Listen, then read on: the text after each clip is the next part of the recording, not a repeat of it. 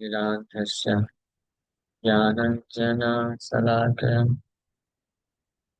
चक्षुरुन्मीलितं येन तस्मै श्रीगुरवे नमः। नमो विष्णुपादाय कृष्णप्रेष्ठाय भूतले श्रीमते भक्तिवेदान्त स्वामिन्निति नामिने। नमस्ते सारस्वते देवे गौरवाणी प्रचारिणे निर्विशेषशून्यवादी पाश्चात्यदेशतारिणे। जय श्री कृष्ण चैतन्य प्रभु नित्यानंद श्री अद्वैत गदाधर श्रीवासादि गौर भक्त वृंद। हरे कृष्णा कृष्णा कृष्णा हरे हरे, हरे राम राम राम हरे हरे। हरे कृष्णा। आप सभी भक्तों का हार्दिक स्वागत।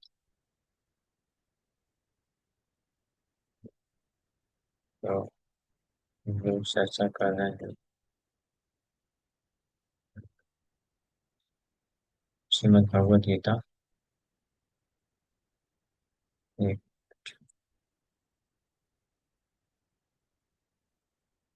Second chapter.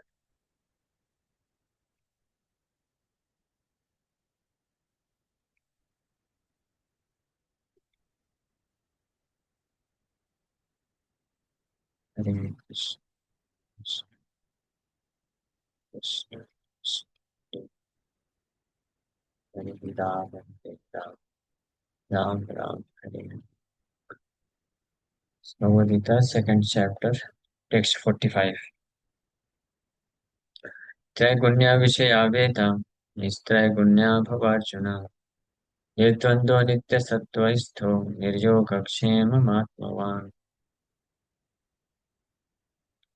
त्रैगुण्य विषया वेदा निस्त्रैगुण्यो भवार्जुन ये द्वन्द्वो नित्यसत्त्वस्थो निर्योगक्षेमो आत्मवान्।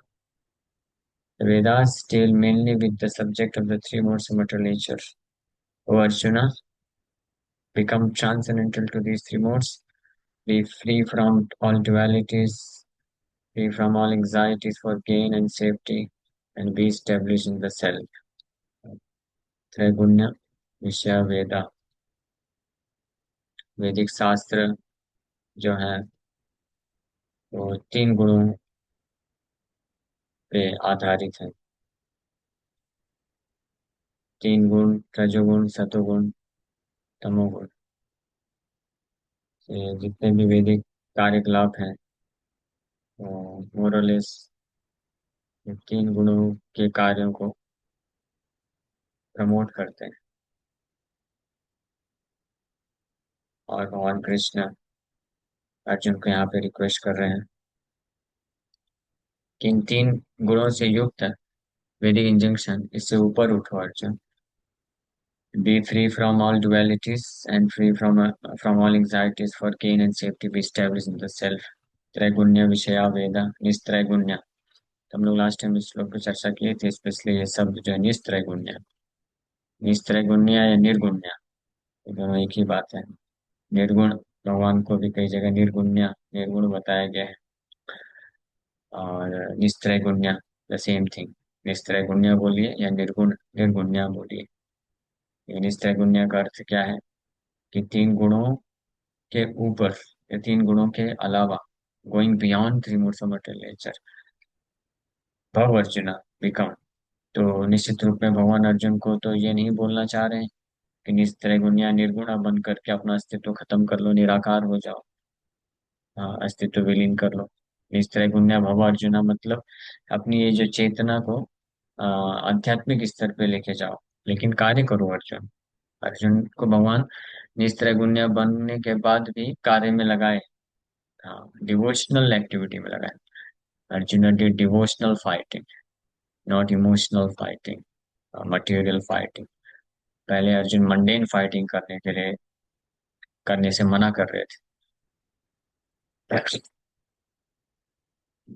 सो बट भगवान कृष्ण के कहने पे अर्जुन बिकेम निस्त्रैगुण्य और निर्गुण, means he raised himself from mundane platform भौतिक स्तर से उठा करके अर्जुन अपने आप को आध्यात्मिक स्तर पे लेके जाते हैं, और फिर भी लेकिन कार्य करते हैं, फाइटिंग करते हैं, और उसको डिवोशनल सर्विस बोलते हैं। तो जब कोई निस्त्रैगुण्य होता है, तीन गुणों से अपने आप को ऊपर उठा करके कार्य करता है, तो उसको डिवोशनल सर्विस बोला जाता है। और जब तक व्यक्ति विषया वेदा वैदिक लिटरेचर के उन कार्यों से, ऐसे इंजंक्शन से प्रभावित होता है, या उसको जो है कुछ सिग्निफिकेंट मान करके कार्य करता है जिसमें तीन गुणों के बारे में बताया गया है, तब तक व्यक्ति वास्तविक रूप में निर्गुण नहीं हो पाता है, और इस प्रकार से प्योर स्पिरिचुअल प्लेटफॉर्म में नहीं कार्य कर सकता है। सो अर्जुन को कौन बोल रहे हैं कि अगर अर्जुन आप अ, जो है प्योर स्पिरिचुअल प्लेटफॉर्म चाहते हो, तो निस्त्रैगुण्य बन करके कार्य करो। दूसरा फिर यहाँ पे और बोल रहे हैं कि निस्त्रैगुण्य भवार्जुन निर्द्वंद्व, इस प्रकार से द्वंद्व रहित हो जाओ। इस पे भी हम, इस शब्द पे भी हम लोग चर्चा किए थे, विदाउट ड्युअलिटी। तो द्वंद्व रहित होना मतलब कि संसार के जो दो प्रकार के अवस्थाएं हैं, सुख दुख, उनसे प्रभावित ना हो। सुख दुख है, मान सम्मान है, लाभ हानि, भौतिक लाभ हानि, भौतिक सुख दुख, भौतिक मान सम्मान, इससे अप्रभावित होकर के जो कार्य करता है, उसको बोलते हैं निर्द्वंद। लेकिन निर्द्वंद को भी जो निराकारवादी हैं या मायावादी हैं, वो गलत तरीके से समझते हैं, या बोले सरल, या स्पष्ट बोले तो इनकम्प्लीट अंडरस्टैंडिंग, इनकम्प्लीट। जैसे निस्त्रैगुण्य, निर्गुण, निर्गुण का भी इनकम्प्लीट अंडरस्टैंडिंग होता है। उनका जो अंडरस्टैंडिंग गलत नहीं है, लेकिन कंप्लीट नहीं है। तीनों भौतिक संसार के तीनों गुणों से प्रभावित ना होना, उनके ऊपर उठ जाना, ये सत्य बात है। लेकिन ऊपर उठ करके अस्तित्व ही खत्म कर देना, ये सोचना गलत है। इनकम्प्लीटनेस हुआ। कंप्लीटनेस क्या है?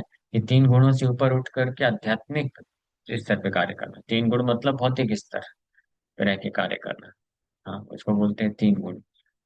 लेकिन निस्त्रगुण्य होकर के कार्य करना मतलब आध्यात्मिक स्तर पे कार्य करना। उसी प्रकार से निर्द्वंद, द्वंद्व मतलब संसार के भौतिक सुख और दुख से प्रभावित होना, उसको द्वंद्व बोलते हैं। मान सम्मान, लाभ हानि, भौतिक सुख दुख,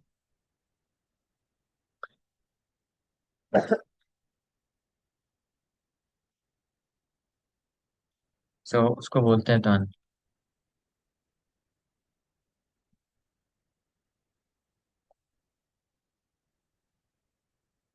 हाँ, लेकिन निर्द्वंद मतलब भौतिक सुख दुख से अप्रभावित रहना, प्रभावित होना। तो जो ब्रह्मवादी, निराकारवादी या मायावादी होते हैं, वो कई बार ऐसा सोचते हैं कि भौतिक सुख दुख से प्रभावित हुए बिना न्यूट्रल स्टेट को प्राप्त कर लेना। न्यूट्रल मीन्स कोई फीलिंग नहीं होना, अफेक्ट नहीं होना, बट ये आत्मा का लक्षण नहीं। Feeling must be there. तो निर्द्वंद का असली अर्थ होता है कि फीलिंग फॉर कृष्ण, कृष्ण के सुख में सुख महसूस करना, कृष्ण के दुख में दुख महसूस करना, इसको निर्द्वंद बोलते हैं। Without duality. ड्युअलिटी मतलब दो प्रकार से चेतना। लेकिन केवल कृष्ण से कनेक्टेड जो फील करता है, तो वो एक ही हो गया उसका, एक जगह फिक्स्ड हो गया। अनित्य सत्व स्था, तो नित्य रूप से सतोगुण में रहो, in a pure state of spiritual existence. लेकिन नित्य सत्व जो है, स्था मतलब टू बी सिचुएटेड, स्थित होना। और नित्य सत्व मतलब इटर्नली और प्योरली मोड ऑफ गुडनेस में रहना। तो ये जो प्योर मोड ऑफ गुडनेस होता है, ये केवल आध्यात्मिक अस्तित्व में हो सकता है। इसलिए प्रभुपाद जी यहाँ पे लिख रहे हैं ना, pure state of spiritual existence. इसलिए प्रभुपाद जी के शब्दार्थ का भी बहुत गहरा मीनिंग है। ये अपने आप में एक तात्पर्य है। प्रभुपाद जी अपने प्रवचनों में भी कई बार बताया इस बात को, कि जो प्योर गुडनेस होता है, प्योर गुडनेस का अर्थ होता है जो है दिव्य, अ, शुद्ध सत्व, प्योर गुडनेस, और नित्य सत्व, इटर्नल गुडनेस, परमानेंट गुडनेस। तो भौतिक जगत में जो सत्वगुण होता भी है, तो वो भी that is also tainted with modes of passion and ignorance. Prabhupada ji बोलते हैं कि भौतिक संसार का जो गुण है, उसमें भौतिक संसार के रजोगुण तमोगुण से प्रभावित होता है भौतिक संसार का जो सतोगुण है। हाँ, वो अप्रभावित हुए बिना भौतिक संसार का जो है वो एग्जिस्ट कर ही नहीं सकता है। That is not possible. But but जो आध्यात्मिक जो प्योर गुडनेस होता है, एक्चुअल गुडनेस जो होता है, वो इससे अप्रभावित होता है रजोगुण तमोगुण से। तो हालांकि कोई भक्त हो सकता है जो भौतिक संसार में रहे, हाँ, लेकिन अगर उसका चेतना आध्यात्मिक होता है, प्योर स्पिरिचुअल होता है, तो वो नित्य सत्व स्थिति में रह सकता है, pure state of spiritual existence. Conscious, it's matter of consciousness. ये भौतिक संसार में रहते हुए भी व्यक्ति शुद्ध सत्व और नित्य सत्व दोनों एक ही चीज है। शुद्ध सत्व जो है नित्य सत्व है। Pure goodness is eternal permanent goodness. शुद्ध सत्व नित्य रूप से सत्व रहता है, और ये आध्यात्मिक स्थिति में ही हो सकता है, ये समझने वाली बात है। तो आध्यात्मिक स्थिति में जो सत्वगुण होता है, तो उसमें कार्य होते हैं। हाँ, ऐसा नहीं कि वो कार्यहीन हो जाता है। तो एक ये भी इम्पोर्टेंट चीज है कि शास्त्रों में जब बताया गया है कि नित्य सत्व स्थ, शुद्ध सत्व, नित्य सत्व, यानी ये भी एक प्लेटफॉर्म है। मतलब ये भी अस्तित्व में होता है, यानी निराकार वाली बात नहीं। तीनों गुणों से ऊपर उठ करके भी जीवात्मा एक नित्य सत्व गुण में स्थित होता है। ये हमको समझना चाहिए कंक्लूजन शास्त्रों से, कि जब शास्त्र में एक जगह बोला गया है कि निर्गुण भव अर्जुन, निर्गुण हो जाओ, तो निर्गुण होकर के विलीन नहीं हो जाने के लिए बोला जा रहा है। यह पूरी तरह से गुण रहित हो जाने के लिए नहीं बोला जा रहा है। निर्गुणता से निर्गुण होकर के क्या हो जाओ, नित्य सत्व गुण हो जाओ। नित्य सत्व स्थ, नित्य सत्व स्थ, या शुद्ध सत्व। इसी को जो है भागवत में चौथे स्कंद में शिव जी बोलते हैं, सत्वम विशुद्धम।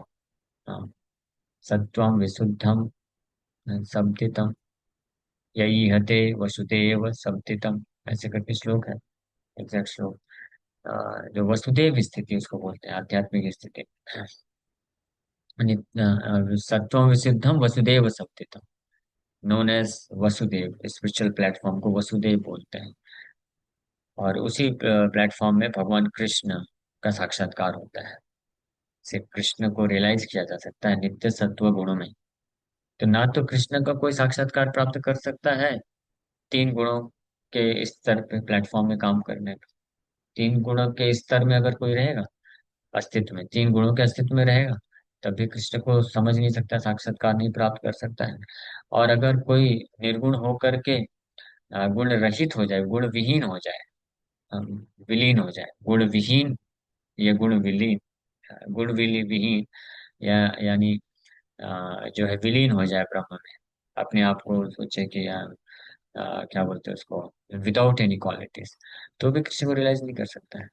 Krishna is realized on Vasudeva platform, Vasudeva के प्लेटफॉर्म में, जिसको नित्य सत्व स्थ प्लेटफॉर्म भी बोलते हैं, या शुद्ध सत्व प्लेटफॉर्म भी बोलते हैं, प्योर गुडनेस बोलते हैं, ये स्पिरिचुअल।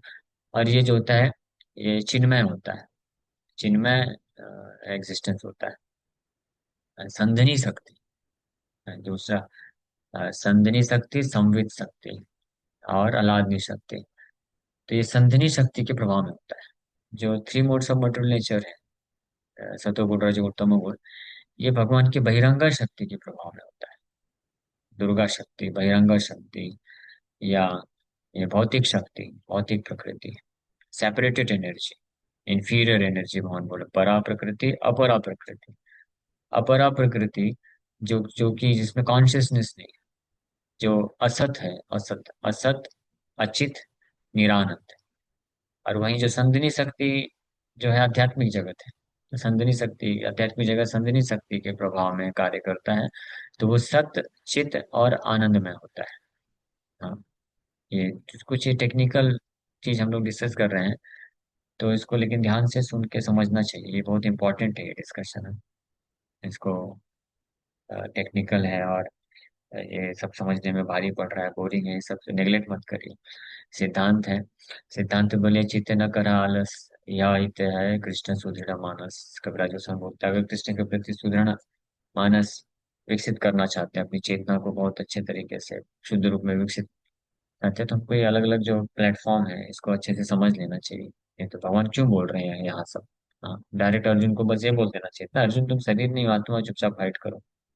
अर्जुन मना करता है कि मना नहीं करता। अर्जुन तो सरेंडर्ड है, सरेंडर कर ही दिया ना।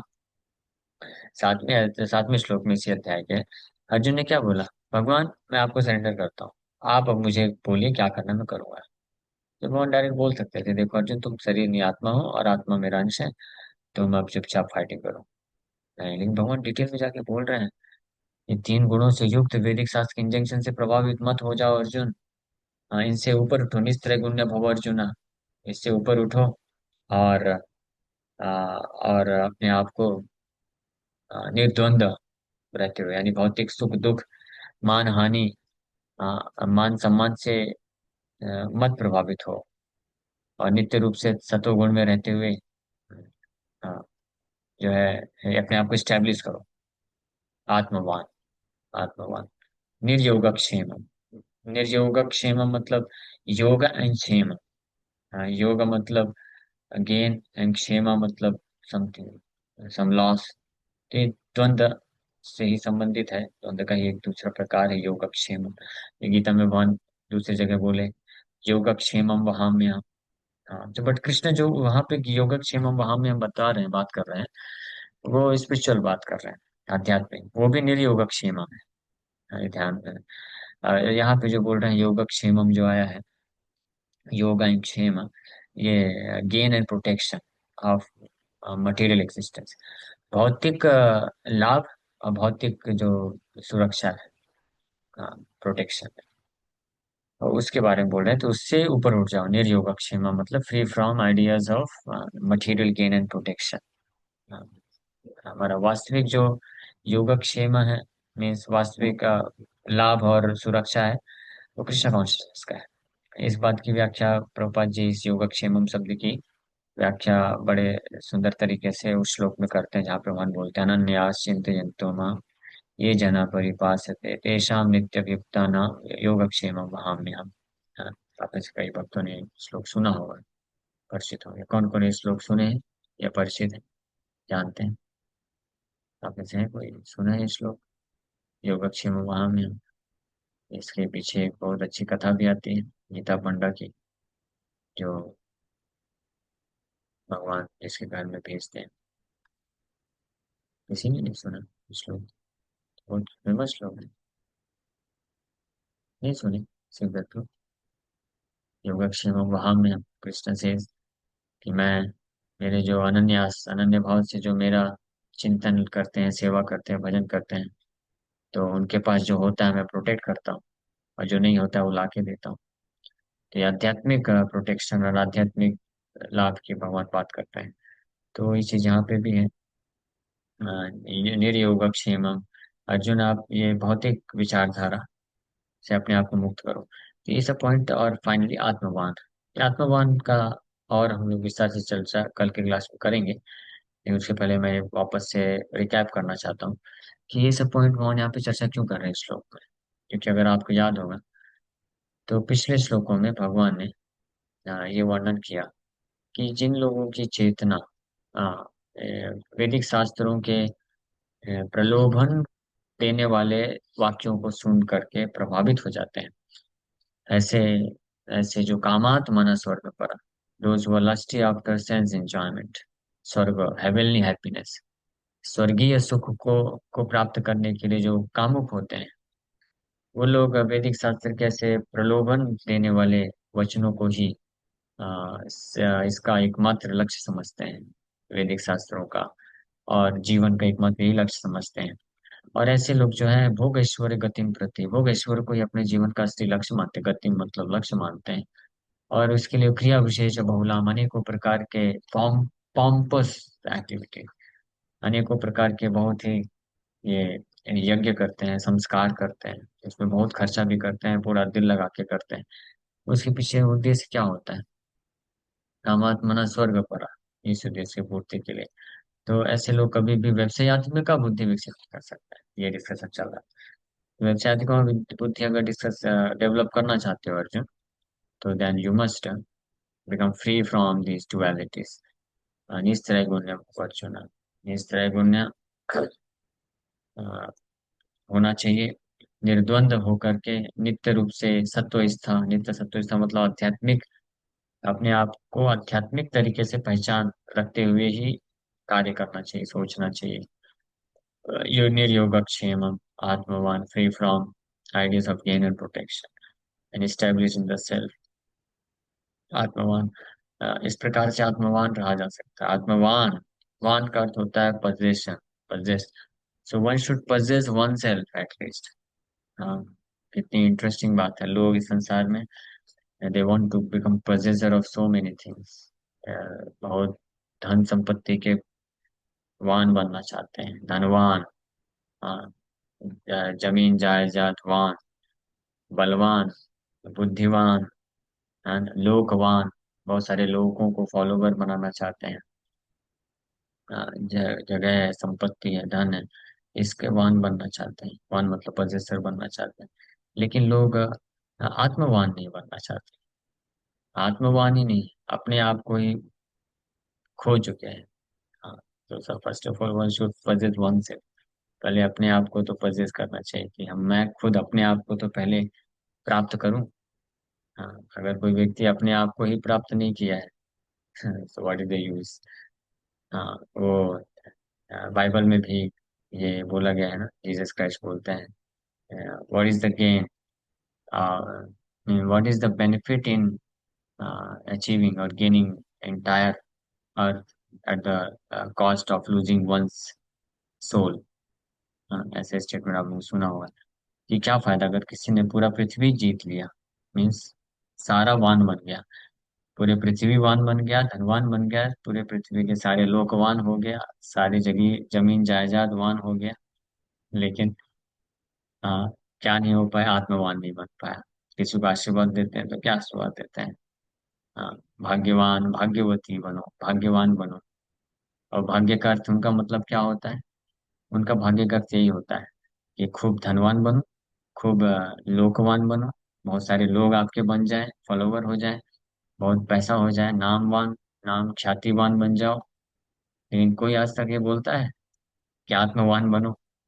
हाँ, किसी ने, आपने किसी को प्रणाम किया, किसी ने आशीर्वाद दिया, हाँ, आत्मवान बनो, वत्स आत्मान। हाँ, तो आप कभी आशीर्वाद दीजिए किसी को तो क्या बोलेंगे आप, आत्मवान बनो पहले। आत्मवान मतलब अपनी आत्मा को पहले बचा लो, पजेस करो, understand that you are not this body, आप ये शरीर नहीं हो, आप आत्मा हो, जानो, अपने आप को आध्यात्मिक स्तर पे रह करके समझ करके कार्य करने का प्रयास करो। समझने का सबसे पहले तो जो है नॉलेज गेन करना, ये समझना, एक्सेप्ट करना कि हम शरीर नहीं, आत्मा है।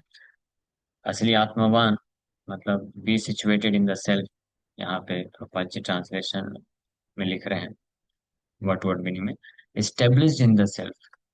एस्टेब्लिश इन द सेल्फ का मतलब होता है कि one should act understanding oneself to be an eternal servant of Krishna, उसको बोलते हैं आत्मवान।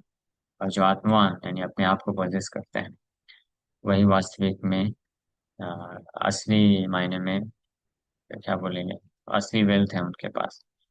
आत्मवान लेकिन कौन हो सकता है, जो आचार्यवान बनना पड़ता है उसके लिए पहले, आचार्यवान पुरुषो वेदा। So one who possesses an acharya, he can possess in true sense himself। ठीक है, इस श्लोक में भगवान अर्जुन को ये इंस्ट्रक्शन दे रहे हैं कि डोंट गेट डिस्ट्रैक्टेड है, डिस्ट्रैक्ट मत हो जाओ वैदिक शास्त्रों के फ्लावरी प्रलोभन देने वाले शब्दों को सुन करके। हाँ, अपने मन, अपने ये मन के जो भोग ऐश्वर्य पुस्तकता नाम, कामात मना स्वर्ग परा, ये भौतिक इच्छाओं और मन के प्रलोभन के द्वारा आप विचलित मत हो जाओ। Be establish in the self, आत्मवान रहो, निर्योगक्षेम, निर्द्वंद, नित्य सत्वस्था, निस्त्रय गुण्य भवार्चन, के अर्जुन के माध्यम से मान हमको भी बोल रहे हैं। अगर कोई भक्त इन इंस्ट्रक्शंस को अच्छे से समझ करके और प्रयास करे कि हम अपने आप को हमारी जो आध्यात्मिक वास्तविक स्थिति, आध्यात्मिक स्थिति में हम रह करके कार्य करें, तो वो फिर निश्चित रूप में अपने जीवन को सफल बना सकता है। Thank you very much. Hare Krishna. किसी भक्त का कोई प्रश्न है क्या? पूछ सकते हैं। हरे कृष्णा प्रभु जी। हरे कृष्णा। हाँ, वो आत्मवान जो आप बोल रहे हैं, तो फिर उनके लक्षण कैसे पता चलेंगे? और आप बोल रहे हैं वो आध्यात्मिक पाथ पे चलना है। बहुत अच्छा प्रश्न है आपका। तो उनके लक्षणों के बारे में ये 45 नंबर श्लोक है जहाँ पे भगवान आत्मवान बोल रहे हैं। और आगे कुछ और श्लोक बोलेंगे, उसके बाद 7-8 श्लोक के बाद अर्जुन ही ये प्रश्न पूछते हैं भगवान से, भगवान ने आपने आत्मवान तो बताया, लेकिन ऐसे आत्मवान व्यक्ति को कैसे पहचानेंगे, उनके लक्षण क्या होते हैं? और अर्जुन तो स्पेसिफिकली पूछते हैं, कैसे आत्मवान व्यक्ति कैसे खाता है, कैसे बैठता है, कैसे चलता है, कैसे बोलता है, कौन सी भाषा बोलता है, स्थित प्रज्ञ से का भाषा। ये प्रश्न अर्जुन पूछते हैं। भगवान फिर बताना चालू करते हैं, ठीक है ठीक है बताता हूँ, क्या खाता है, क्या बोलता है, कैसे चलता है, कौन सी भाषा बोलता है। तो वो आएगा डिस्कशन। वो तो अपने आप में एक पूरा सेक्शन है। लेकिन आपने पूछा है तो मैं एक सबसे पहला सिम्टम बता देता हूँ। The most prominent symptom of आत्मवान, जो भगवान सबसे पहले श्लोक में बोलते हैं, और बीच में भी कई श्लोक में रिपीट करते हैं, और आखिरी में भी जाके ही बोलते हैं, विहायान विहाय कामान यह सर्वान, आखिरी श्लोक में बोलते हैं।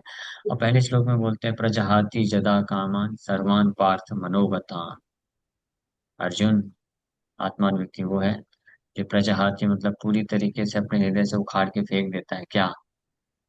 यदा कामान, यह सर्वान मनोगतान, मन में, भौतिक मन में उत्पन्न होने वाले जो भौतिक संसार की भोग वासनाएं होती हैं, इच्छाएं होती, भौतिक इच्छाएं, उनको मन में उत्पन्न होते ही उनको उखाड़ के फेंक देता है। ये पहला लक्षण है आत्मवान व्यक्ति के। और आखिरी आखिरी श्लोक में भी भगवान इस चीज को कंफर्म करते हैं, विहाय कामान यह सर्वाम पुमां चरति निष्प्रह। यह सर्वान कामान विहाय, सारे कामनाओं को, काम वासनाओं को, कामनाओं को, कामना मतलब भौतिक इच्छा, लस्टी डिजायर्स। लस्टी डिजायर्स मतलब this desire to gratify the senses, जिह्वा को बहुत अच्छा अच्छा स्वादिष्ट खिलाना, that is lust of the tongue. आंखों के माध्यम से बहुत अच्छा अच्छा देखना, lust of the eyes. Ears, Bollywood music सुनना, या जोक्स जोक्स सुनना, मूवीज देखना। तो ये आंखों और कान के लिए क्या हो गया? lusty desires of eyes and ears। इसी तरह टंग, इसी तरह नोज, परफ्यूम लगा लगा के स्मेल करना। हाँ, तो ये सब lusty desire for the nose. और मन, मन की भी lust, intelligence is also lust. ये थर्ड चैप्टर वन और अच्छे से बताएंगे कि जो लस्ट है, काम ना, काम, हाँ, इसको बहुत अच्छे तरीके से अगर बोला जाता है, मनोकामना। ये मनोकामना क्या है? Lust of the mind. हाँ, किसी को अगर आप बोलेंगे यू आर सो लस्टी, तो उसको बुरा लग जाएगा। लेकिन बोलेंगे आपकी मनोकामनाएं हैं, देखो इतनी अच्छी अच्छी मनोकामनाएं, तो उसको बड़ा अच्छा लगे, हाँ मनोकामनाएं, हमारी मनोकामनाएं पूरी हो जाए। लेकिन मनोकामना क्या है? कामना, काम मतलब लस्ट, मनो मतलब मन, तो lust of the mind. Passion, जैसे बोलते हैं, कल मुझे एक यूथ यूथ बॉय मिला। अच्छा भक्त है, अभी नया नया जुड़ा है, कुछ 2 4 6 माला करता है। तो वो उसको जो है बोला, प्रभु जी मुझे पैशन है, passion, music is my passion. तो मैं थोड़ा हंस के बोला, यस कृष्णा ऑल्सो सेज, हाँ यही पैशन से ही लस्ट जनरेट होता है। आपका म्यूजिक को पैशन है, बट इसको पैशन को आप गुडनेस बनाइए, आप कृष्ण के लिए गाइए, तो ये गुडनेस हो जाएगा। ये मनोकामना की जगह मनोप्रेम हो जाएगा कृष्ण के लिए। Lust of the mind will get transformed into love of mind, love for Krishna. तो इसको इसको डोबटेल किया जा सकता है, ट्रांसफॉर्म किया जा सकता है। जो मनोकामनाएं होती हैं, लस्ट है, just like lust of the tongue, जिह्वा का जो लस्ट है, कामना है, स्वादिष्ट स्वादिष्ट खाना। तो आप अच्छा स्वादिष्ट बनाइए, खुद के लिए नहीं, कृष्ण के लिए बनाइए, कृष्ण को खिलाइए, फिर महाप्रसाद खाइए, तो वही प्रेम हो जाएगा। बस यही अंतर है। कान को बहुत अच्छा अच्छा सुनना लगता है ना, तो कान को अच्छा कृष्ण का कीर्तन सुनाइए ना, कृष्ण की कथा इतनी सुंदर लगती है, वो सुनाइए। तो जो लस्ट ऑफ द ईयर है, वो लव में कन्वर्ट हो जाएगा, प्रेम में कन्वर्ट हो जाएगा। इसी तरह आंखों को अच्छा अच्छा देखना लगता है ना, तो देखिए ना कितना अच्छा नवदीप धाम है, कितना अच्छा जगन्नाथपुरी धाम है, कितने अच्छे सुंदर भगवान के विग्रह हैं। उनका दर्शन करें आंखों को, the lust of the eyes will get converted into love for Krishna. इसी प्रकार से हर चीज का, तो ये और भगवान आगे क्लियर करेंगे। ठीक है, बट ये सबसे पहला आत्मवान का लक्षण होता है। He gives up all material desires born in the mind, मनोगता, मन में उत्पन्न होने वाली जितनी भी कामनाएं हैं, यानी मनोकामनाओं को त्याग देता है, उसको बोलते हैं आत्मवान। ठीक है। हरे कृष्ण प्रभु जी। और ये सेल्फ लव जो बोलते हैं, तो वो आत्मवान के साथ रिलेट है या वो अलग है फिर?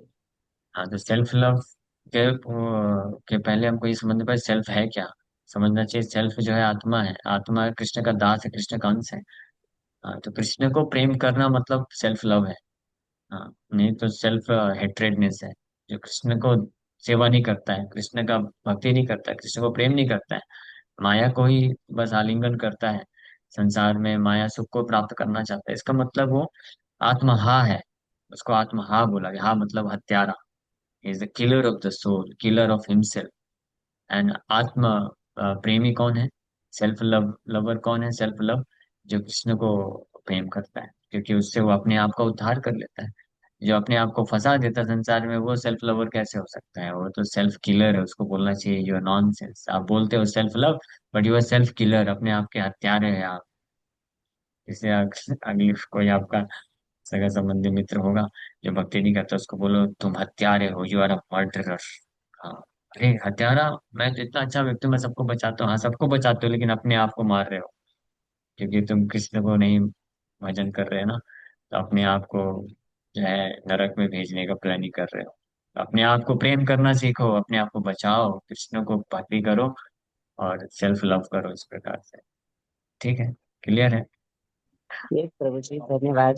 और हम जो बोलते हैं कि खुद को प्यार करना सीखोगे तो दूसरों को कर सकोगे, तो मीन्स वो बहुत कंफ्यूज है कि आप आत्मा के बारे में बोल रहे हो, तो हमें कृष्ण की प्रेम या सेवा करनी चाहिए, या जो जगत में हमारे साथ जो रिलेट है भौतिक में, उनके लिए बोल रहे हैं वो लोग?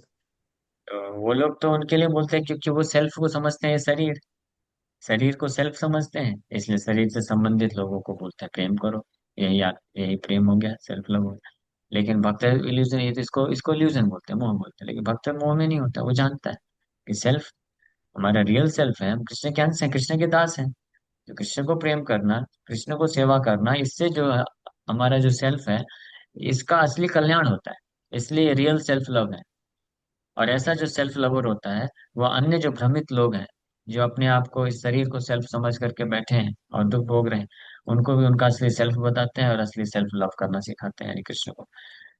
आत्मा, कृष्ण जो है, भागवत में बताया गया है soul of all the living entities, सारे आत्माओं की आत्मा है कृष्ण। तो is real self, in that sense Krishna is real self. और हम सब उनके डिपेंडेंट सेल्फ है, उन पे डिपेंडेंट, उनके अंश है। तो इसलिए कृष्ण को जो सेवा करता है, तो अपने आप को संतुष्ट कर लेता है। भागवत में दूसरा एग्जाम्पल दिया, मिरर के सामने आप अपने आप को सजाएंगे तो मिरर में जो व्यक्ति अपने आप सज जाएगा। अभी मिरर वाले व्यक्ति को सजाना, तो आप उस मिरर में जाकर के अगर पहनाएंगे तो क्या होगा, उसको तो मिलेंगे। तो ऐसे ही कृष्ण का सेवा करने से हाँ व्यक्ति संतुष्ट हो जाता है। यानी हमें आत्मा को भगवान का दास बनाना है, कान्हा जी का, लेकिन हम हाँ लोगों ने उनको इंद्रियों का दास बना के रखा, ऐसा? हाँ, यही हमारी जो है हमारा इल्यूजन है, भ्रम है, इसी को माया बोलते हैं। ठीक है। ओके। हरे कृष्ण प्रभु जी धन्यवाद, दंडवत प्रणाम, राधे श्याम, ब्लेस यू, हरि बोल। धन्यवाद। और कोई प्रश्न किसी का? ठीक है, ये पेंड करते हैं, समय हो गया। हरे